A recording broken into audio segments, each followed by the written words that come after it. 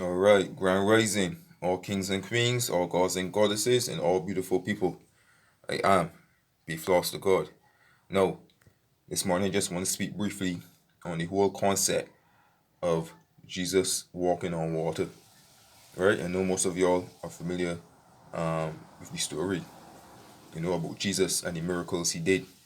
Right? So that's what I'm going to be talking about briefly, the actual meaning of the concept of Jesus walking on water. All right, no, I don't care how great of a man is, whether today or back then, right? There's no man walking this earth, either today or back then, that could have actually walked on water, right? Because let's be realistic. You know how light you would have to be in order to actually walk on water? There's no way that you can actually walk on water in this physical form. Not just like that. You will have to be so light. That's why it's all spiritual based, right? When they say Jesus walk on water, it's all it's a metaphor. It's all psychological. It wasn't that actually a man actually walked on water, right? Jesus being your own wonderful human imagination, right? And the whole concept of walking on water is actually ignoring all the facts of life and walking boldly in that assumption, right, of your desire. Walking boldly as a man and the woman who already has their desire. That's the whole concept of being Jesus walking on water. So if you have a desire, right, and no matter what circumstances might say, no matter what how the 3D reality might look like, if you are walking boldly in that assumption of already having that thing that you already desire, even though it's not here in the 3D reality, you are Jesus Christ walking on water. Simple, right? Now, Mr. Abdullah, the black Ethiopian rabbi, right, who was Nebuchadnezzar's mentor and teacher, who taught him all about the law and using his imagination to create his world and obtain his every desire.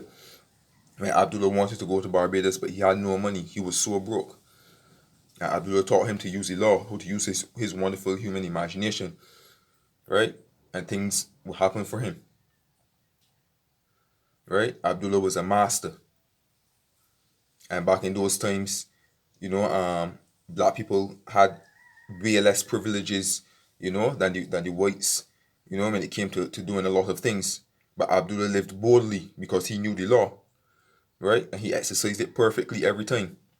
So he would go to certain shows and stuff, and not only would he go to these shows, he would get front row seats and VIP, as we would call it.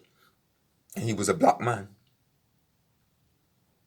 And in those times, no black man was able to do those kind of things, right? But Abdullah, he knew the law, right? And it just goes to show that whatever you imagine and you persist in, right? And you have faith in, it will manifest for you. And no power on earth can never stop it from becoming so. And Abdullah was total proof of that, right? So be like Jesus walking on water. Well, you are Jesus, you and I, right? You just gotta awaken, that being within. So whatever intentions you have, whether relationship wise, money wise, whatever the goal might be, as long as you can see it and persist in it, you script about it, right? And you know that it is done. You speak your affirmations, you know that it is done, and you walk boldly in that assumption every single day. It has no choice but to manifest.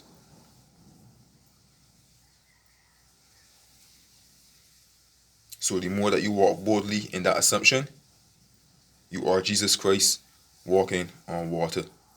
Jesus being your own wonderful human imagination, and the whole concept of walking on water is totally ignoring the facts of life, circumstances, whatever, and just walking boldly in that assumption.